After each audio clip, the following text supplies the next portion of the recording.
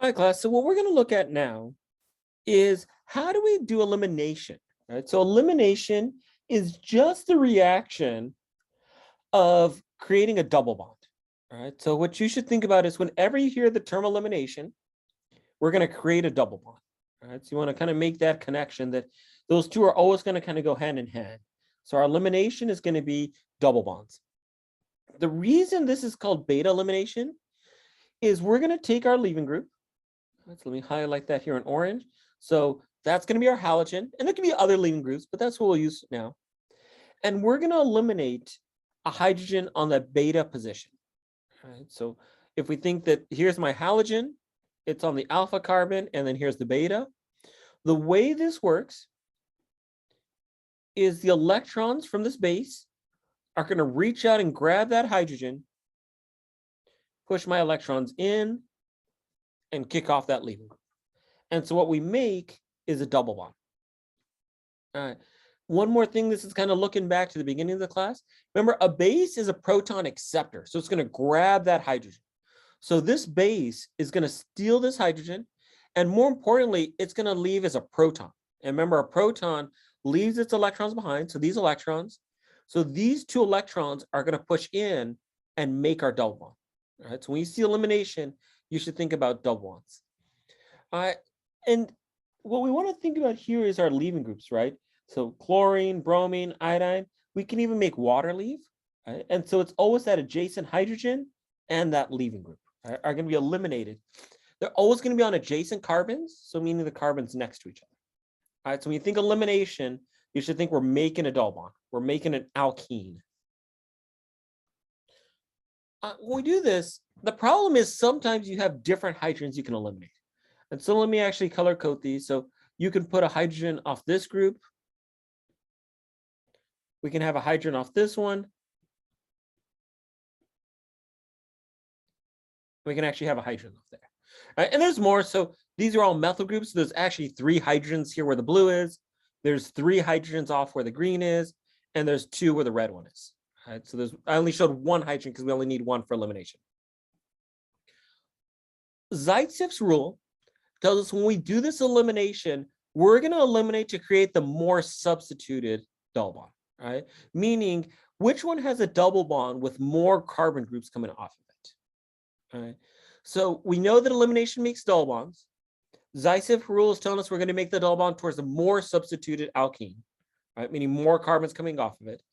So go ahead, pause the video, and draw me the product for these two, and then we'll do them together.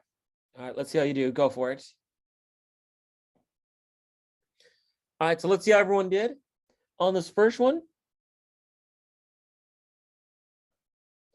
And what I'm going to do is color code these 2 carbons. Let me actually make this a little bit smaller so it highlights a little better. So we want that one and that one are these 2 carbons. All right. And so we had the choice to make the double bond going up, to the right, or to the left. If we put it to the left, you see how there's 1, 2, 3 carbons coming off of it? If we put it to the top, there'd only been 2, and the same thing to the right. All right, so it's going to be that more substituted group. On the next one on the bottom, you can actually go either to the bottom or to the up and left. They're going to be the same. So we'll make our double bond. And then the 1 carbon coming off. All right, and so this carbon coming to the right is this carbon here. Now, you might be asking, well, what happened to this molecule? All it did was pick up that hydrogen and push the electrons in.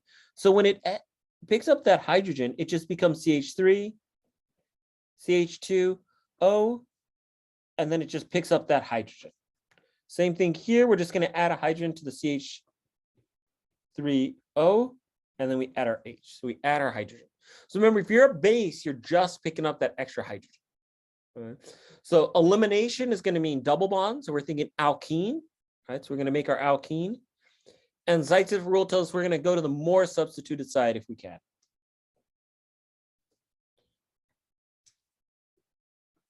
If we're thinking about the mechanism, and so the way I've been drawing the arrows is more like an E2, but we'll talk about the subtle differences between the two.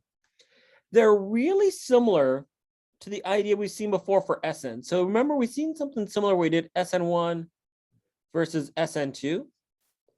We're going to have some similar ideas for elimination. If you remember with SN1, we create a carbocation. We're actually going to do the same thing with E1. All right, so we do E1, we're going to have the leaving group completely leave first. All right, so the leaving group is going to completely pop off before the base comes in. So only the leaving group is involved in the rate determining step. E2, it's all concerted, meaning it all happens at the same time.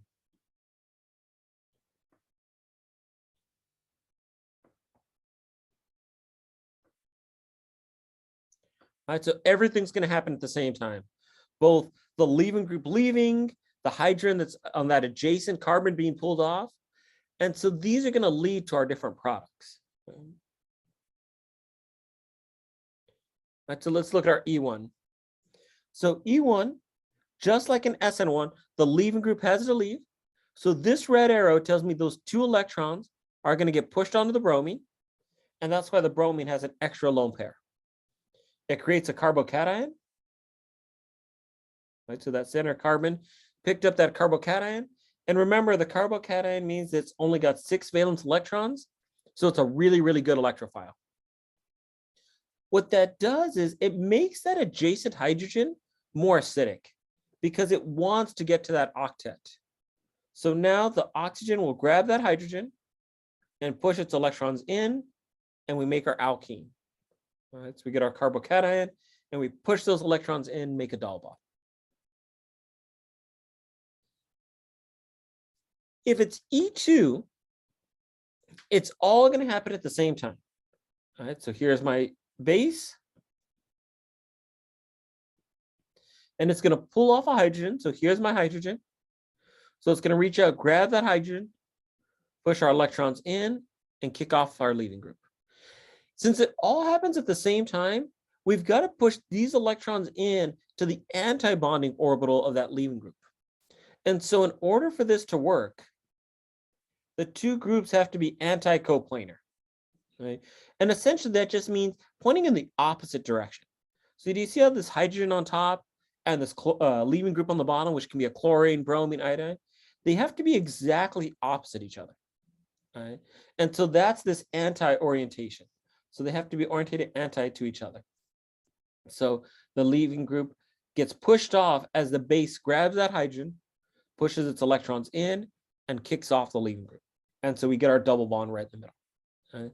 And so similar to SN2, where everything is happening at once, same thing is true for E2. All right, so let's take a just deeper look with highlighting some of those orbitals. So B just stands for my base. Remember, bases always pull off a proton.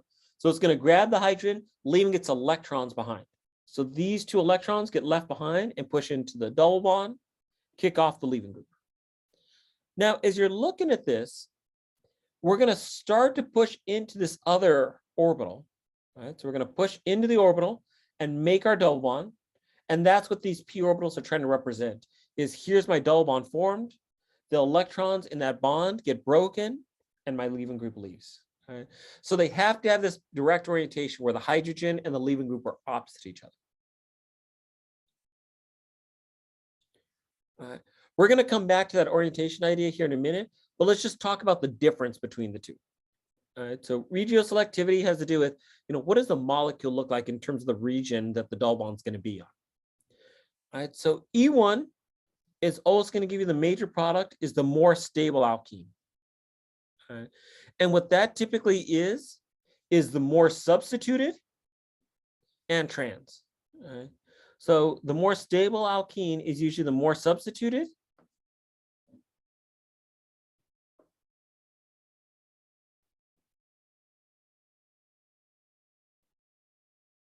And trans. All right. So typically E1 will always give you the more substituted alkene, so the most that we have possible in that molecule, and it'll have a trans configuration. All right. E2 Has to have a strong base, right? So we've got to have something with a negative charge. So it's got to be a strong base. It wants to give us the more substituted. It typically has a highly developed transition state, meaning it's concerted, right? So we're going to push into that double bond and kind of go forward. Right? What we'll actually see for E2, and we'll talk a little bit more about these, but you're typically do this with strong bases that are sterically hindered. All right, so sterically hindered bases are like terp-butoxide. Right. And it's usually written like this, is our terp-butoxide. And don't forget that each one of these is actually a carbon. So if we drew this out,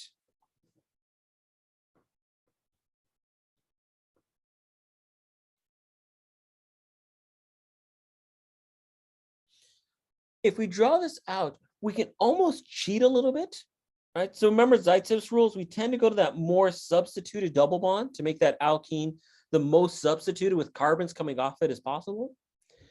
If you use a really bulky base like terp-butoxide, you can often pull off from the least substituted side, right? And it's because it just can't get to the middle. So for example, if we had something like this, so we kind of know that that bullet point is talking about that.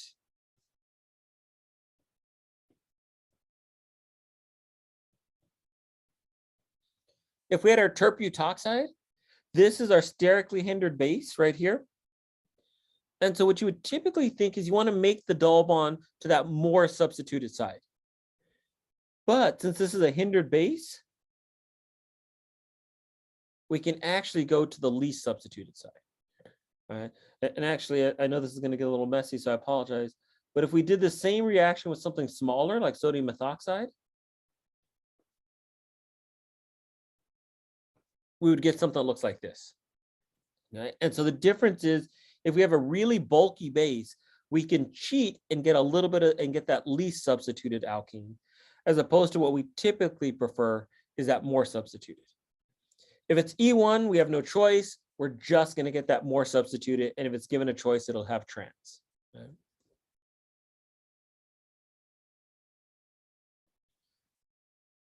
All right, so where this gets a little bit trickier is in a ring. So if it's in a normal alkyl chain like we just did,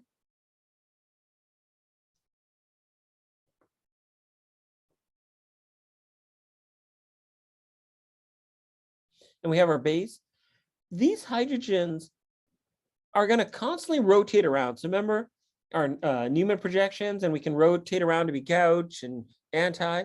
So we can constantly rotate around this bond if it's a single bond.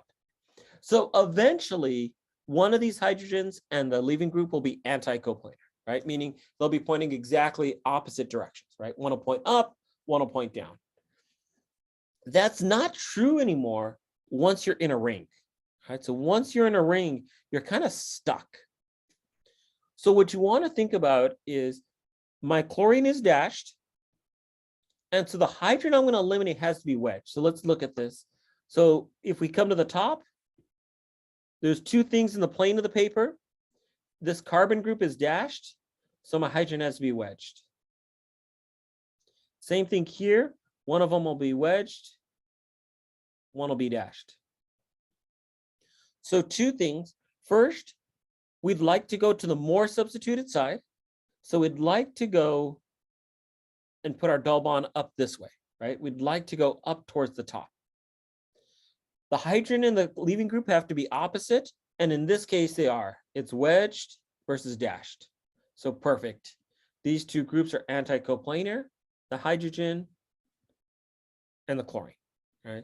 So if we draw our product, we still keep our cyclohexane and our double one, right? We eliminate that chlorine, right? And we get our alkene right in the middle. Now, if we look at the bottom one, let's fill in our hydrogens. The group already there is dashed, so my hydrogen has to be wedged. Here we have both, right? A wedge and a dash, because there's nothing else there. Just like above, we'd like to go to the more substituted side, but do you see how this hydrogen and this chlorine have the same orientation? One's wedged, the second one's wedged. If they're both wedged in a ring, right? So it has to be in a ring, we can't eliminate that direction. So instead, we have to eliminate, this is my base. We're going to grab that hydrogen, push in, and kick off our chlorine. And so it forces us to eliminate in the opposite direction, right? And so even though we didn't want to go to the least substituted side, right, we didn't want to go this way, we had to because there wasn't a hydrogen that was anti-coplanar.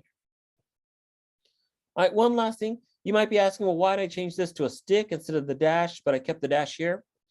This one is part of an sp2 carbon, right? There's only 3 things, 1, 2, 3. So it's flat. So there's no wedge or dash. They're completely flat. Here, there's still that wedged hydrogen implied. So this is a tetrahedral center. So that's why it's dashed versus this one being a line.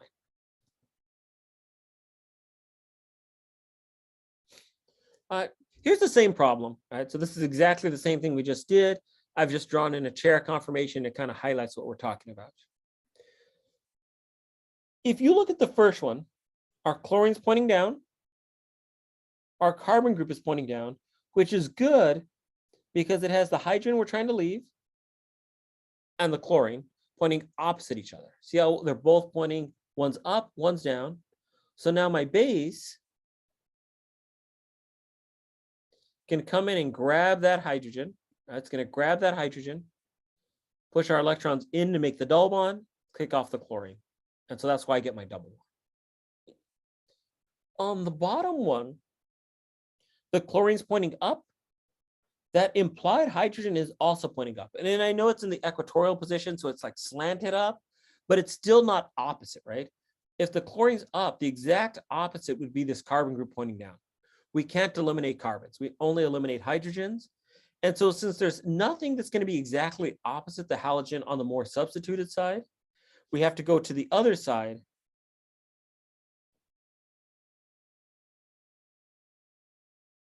And that's why we eliminate to that least substituted side. All right, so you really only see this happen in rings.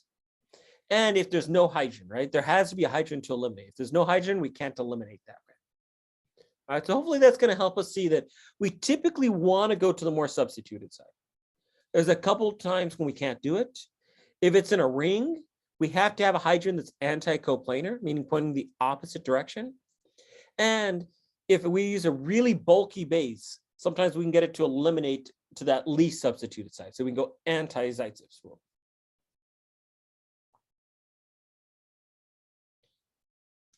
All right, so what we want to think about is just the same way that you did SN1, SN2. The first thing you should think about is where's that leaving group? All right, for right now, it tends to be halogens, but we'll see a little bit later, we can have other things. Is it on a primary, secondary, or tertiary? Okay. So as you're looking at your molecule, where is it? If it's on a primary or secondary, right, it's going to favor E2. Right? So just like we saw for SN1, SN2, right, the ones just don't occur on primary methyls. Right? Secondary is tough because it can do both.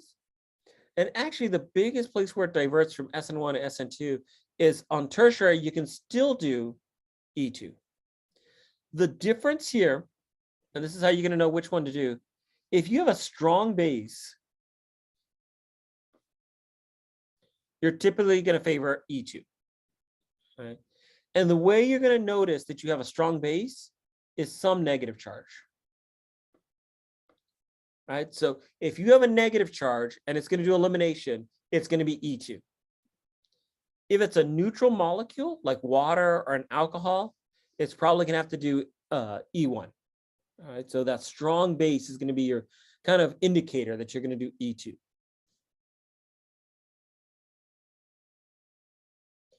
All right, so I think these last 2 slides are going to kind of be the most important for you.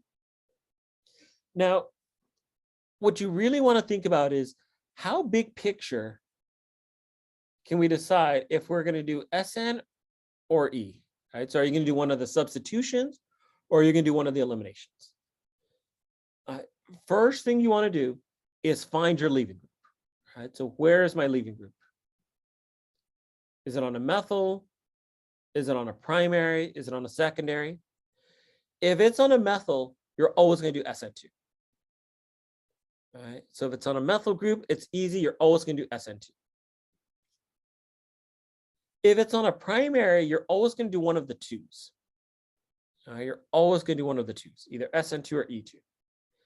For E2, you're typically only going to do E2 if you have a really bulky base. So terp-butoxide. And remember, terp-butoxide is the one that looks like this, ONA. And it's got to be, you can have a couple different bases. So you can do things like LDA would also work. Right, so you have to have those bulky bases do E2. So if in doubt, it's probably E2.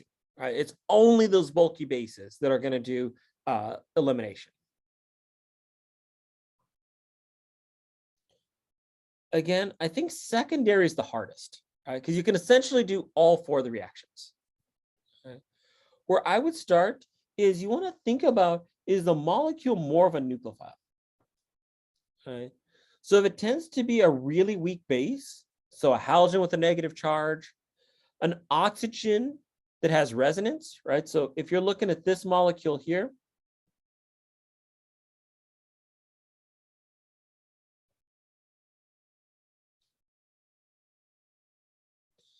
that's going to actually be this compound up on the top left, and we can draw resonance to stabilize that anion. What I think I would really highlight here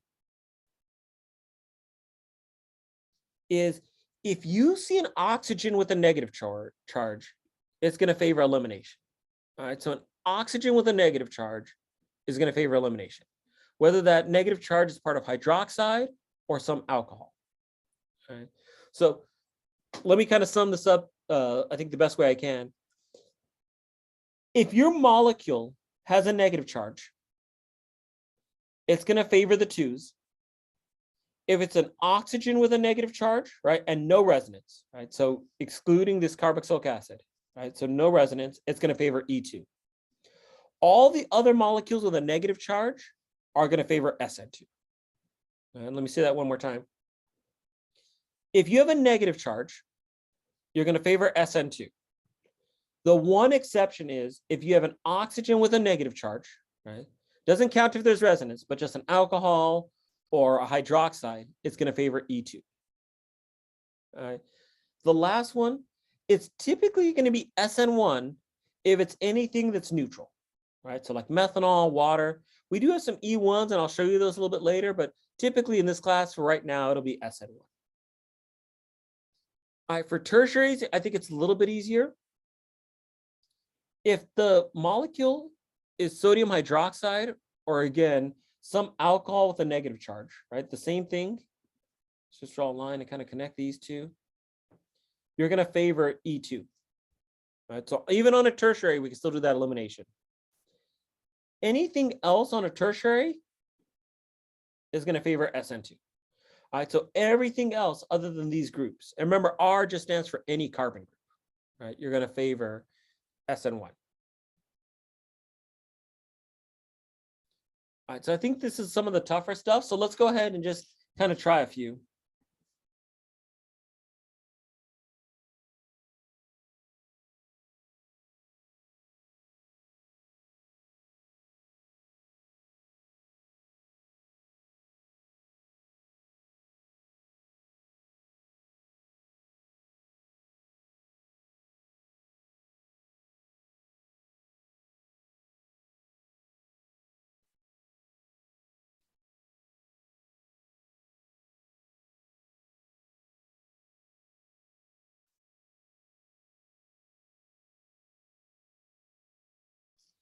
All right, so for each of these reactions, tell me if it's SN1 or SN2, and then also draw me the major product. All right, go ahead and pause the video, give it a try, and then we can do it together.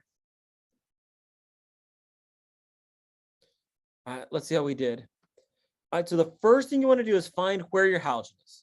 All right, so my leaving group is the bromine, chlorine, bromine.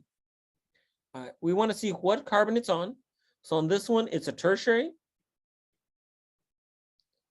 If it's a tertiary carbon, and this actually has a negative charge, remember, if you see a metal, it's going to tell you that that non-metal next to it has a negative charge. Right? So tertiary carbon, right, where my leaving group is, and something with a charge. So that's going to tell me this is going to be E2. You want to go to the more substituted side. So we're going to pull off that hydrogen, push our electrons in, and kick off the bromine. And we get that as our product.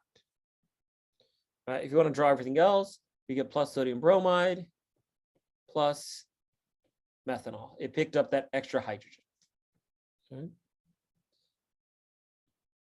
Same thing with the next one. We want to identify what degree that carbon is on that holds the halogen. It's a secondary, so I think that's the hardest, right? Because we can do all of these. That metal tells me there's a negative charge, right? The metal tells me there's a negative charge on that oxygen. And we said that typically oxygens with negative charges, right, are going to favor elimination. The one exception is this one where it has resonance. Right? Also, you have an aprotic solvent. Remember, our solvents can help us. If you're aprotic, you're going to favor SN2. All right, so this will be SN2. So we'll attack from the backside and kick that off. So we keep the same carbon chain. And remember, we invert the stereochemistry, right? So we go from being wedge to dash. We're going to flip it over.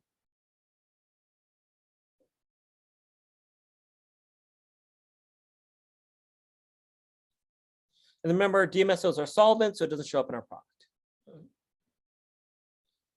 Last one, we have our bromine. It's on a tertiary. And not only is it tertiary, but it's tertiary benzylic, right? Remember, benzylic means right next to a benzene ring. Water's neutral, right? So it's a tertiary and with a neutral molecule, which means it can't be a good nucleophile or a good base. So that means it's going to favor SN1. Right? And then water is also a protic solvent, right? It's a really good polar protic solvent. So all of this will favor SN1. So we draw our benzene ring. And we get our OH. And if you want to write plus HBr. Remember, we get a carbocation, so we could do rearrangement and we would get a racemic mixture, but there's no chiral center. And a tertiary carbon's about as good as you're going to get, so you won't have any rearrangement. All right, class, I hope that was helpful.